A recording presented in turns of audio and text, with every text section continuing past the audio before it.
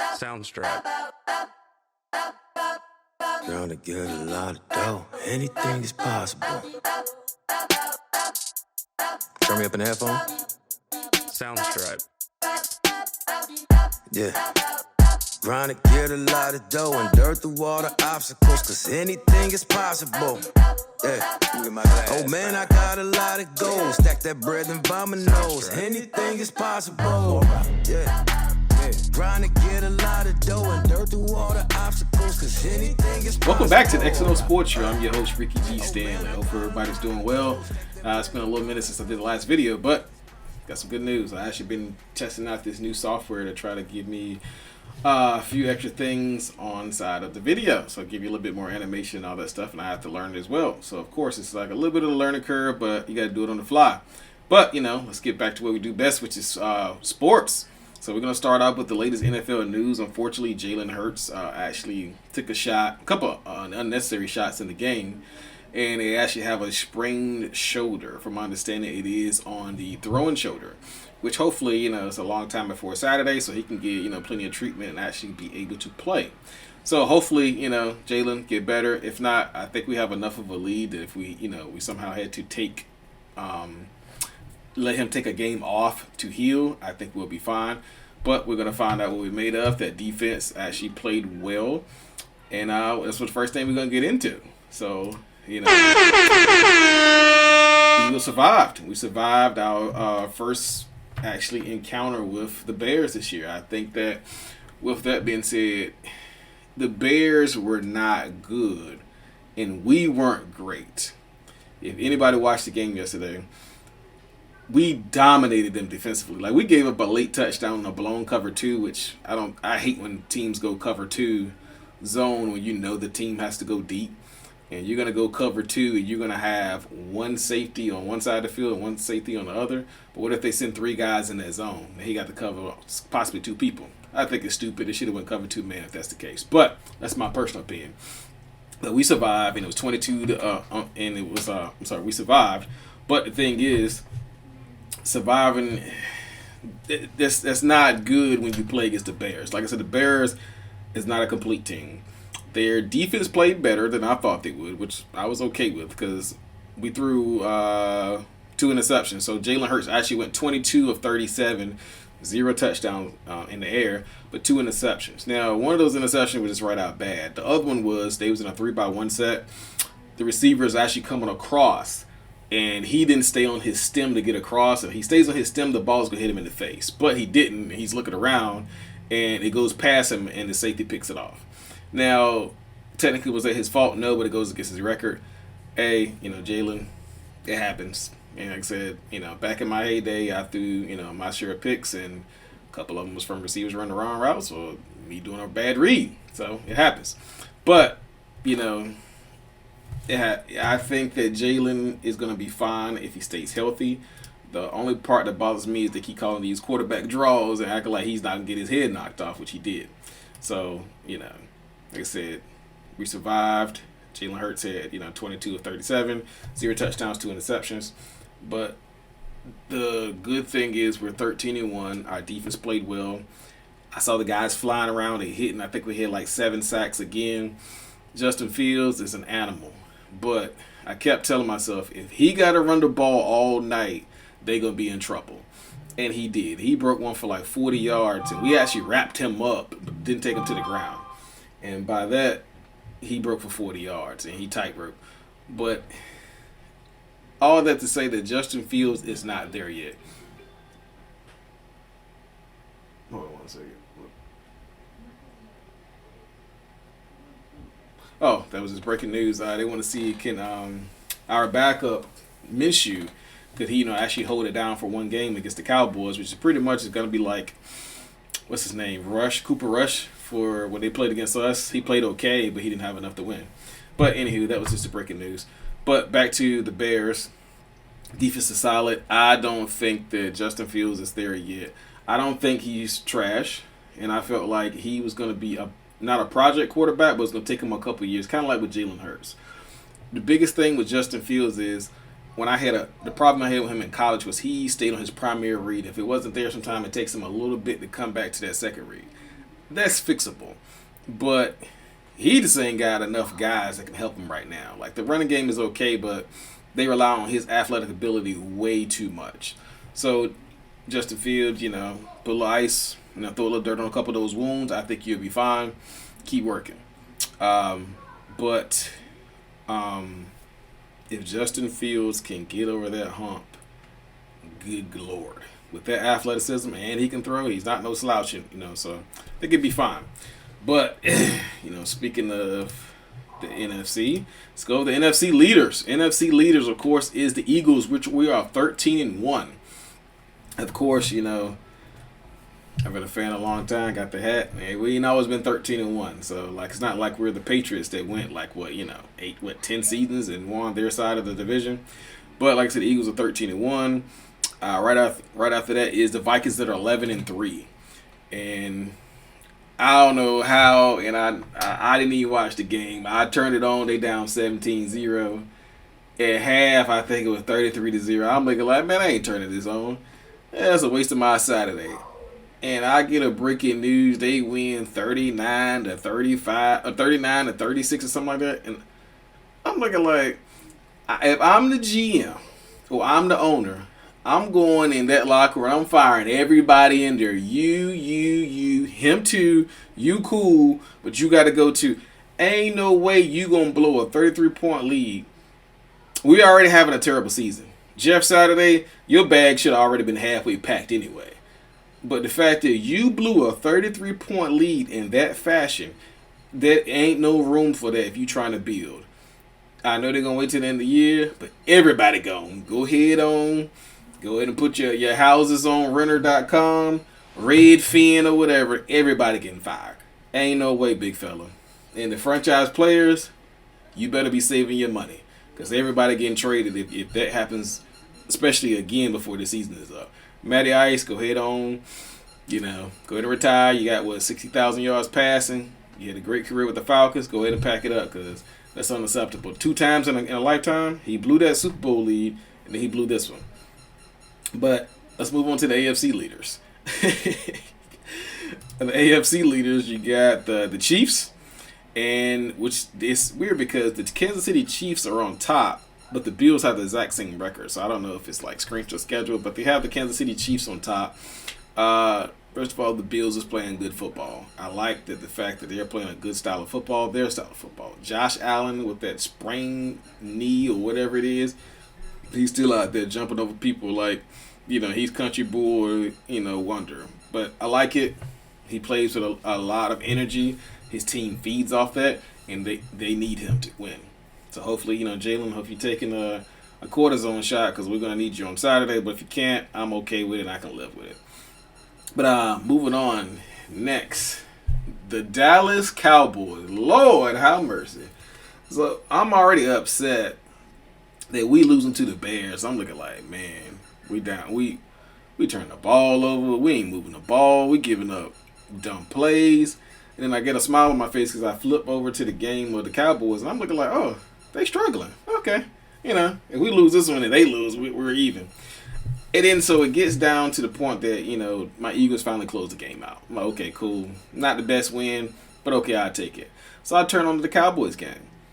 Lord have mercy. So first of all, Trevor Lawrence, shout out to you for having, the gall to be like, hey, I'm going down swinging. I love it. He had 318 yards, had a couple touchdowns, and he drove down the field late. So, Dak Prescott, you can't get paid $70 million a year, dog, and then have this happen. Now, I'm not going to say this is all his fault because I watched the majority of the game. I was flipping back and forth. So, his stats is 23 of 30, 256 yards, 3 touchdowns, 2 late interceptions. So, this is the problem what I got. You can't take top 5 money and play like a top 15 quarterback. No. That's I got the same problem I had when Cam Newton took $100 million from his team over 5 years and played mediocre a lot of times. That's unacceptable. No. So, first of all, Dak, I know it happens, but in the league that we play in now, it's a quarterback-driven league, you can't afford that. Like I said, but it's not all his fault. It's the only problem I have, and I don't blame Dak Prescott. He did his job. He did. Now, he had those late turnovers, but let's be real. They were up by 17. So you can kind of take your foot off the gas as the Jacksonville Jaguars. But it's the same Jacksonville Jaguars that put the Colts out last year. The Jaguars probably won 2 games all year. And the Colts is like, oh, all we got to do is win and we in. And the Colts were upset by the Jags. And they sent them home. They said, if we going home, you are too. So you can't take anybody for granted in this league. And clearly I feel like they took Jacksonville for granted. And they was looking past Jacksonville to get to us.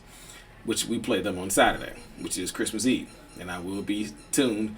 Don't nobody call me. Don't go nobody text me. If we winning, great. If we losing, great. Do not call me. I'm not picking up the phone.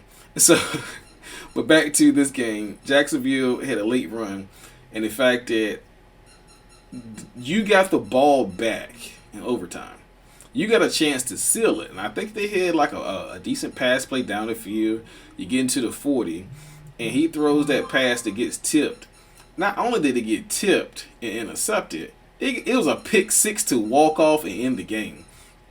Oh, boy, as a Cowboys fan, I would have been big mad. Oh, my goodness. If I wasn't running through my house yelling, how about them Cowboys? I was excited. There's nothing better to me than to see an NFC East opponent lose. Because it builds the margin. But, you know, need to hear it there. Hey, Cowboy fans, y'all were 10-4 or 11-4. Y'all still in it, you know. Of course, we face off on Saturday, so no, I'm not going to be nice to none of y'all about that. But I won't be that type of fan that if we win, I'm going to be like all in your face. I'm like, hey, you know, because we still got to go in the playoffs. Everybody knows it's a different beast in the playoffs. You can go 12-4 and still get put out in the first round. That's the Cowboys. And one year, I want to say we were 9-7 and almost made it to the Super Bowl. So the goal now is to make it to the playoffs and solidify your position.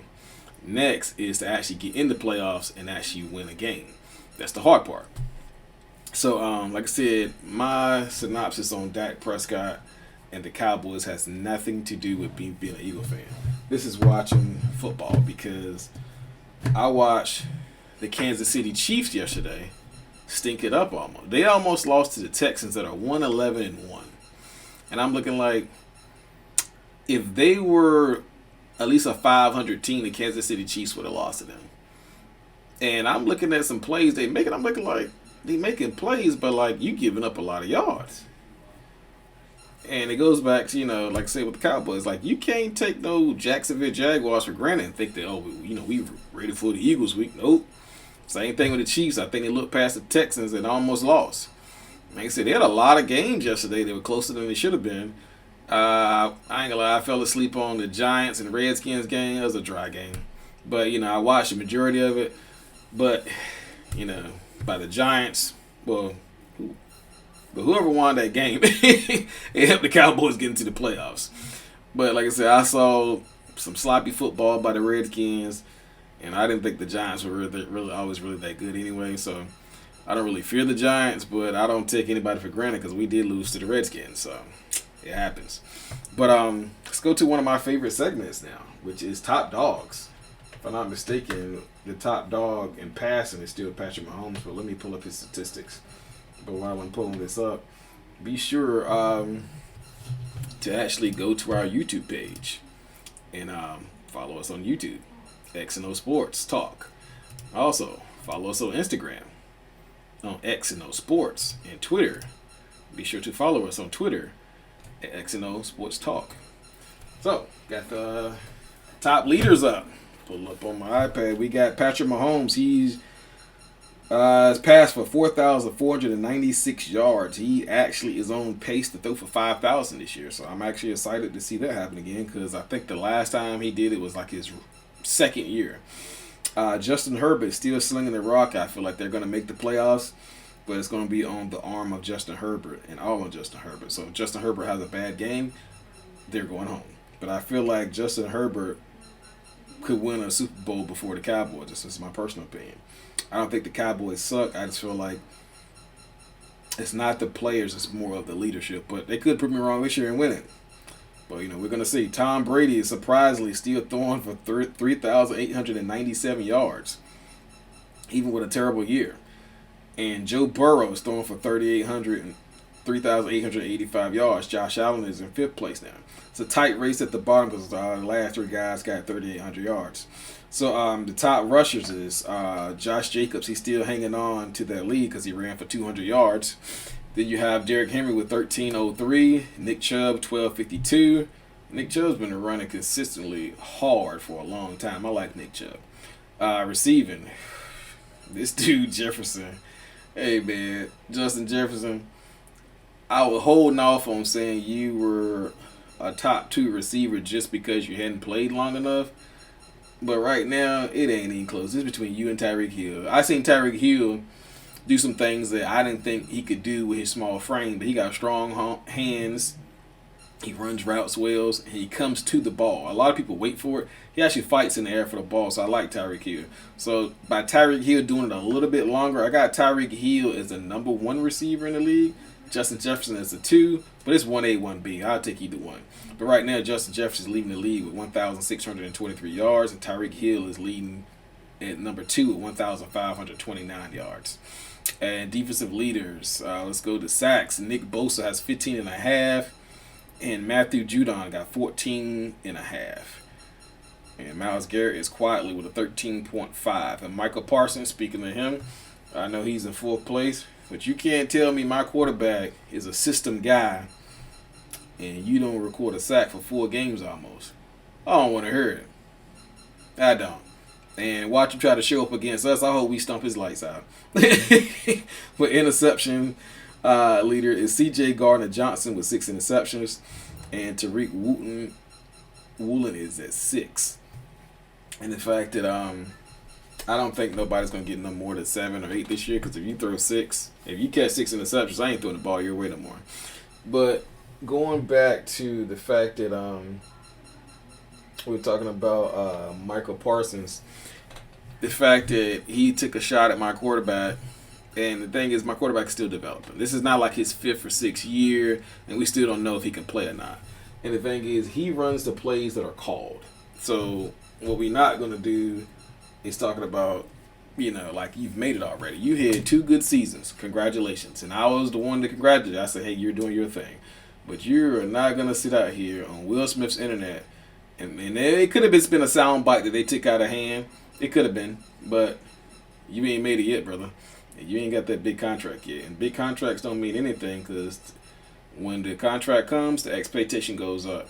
So if you make $150 million as a pass rusher and you give me 9 sacks in the season, I'm going to say that, hey, it wasn't worth it. But, we're going to see. But I tell you what, I can't wait to Saturday. It's 7:35 Eastern Central Time and the Trash Bowl's coming on. Green Bay versus the Rams.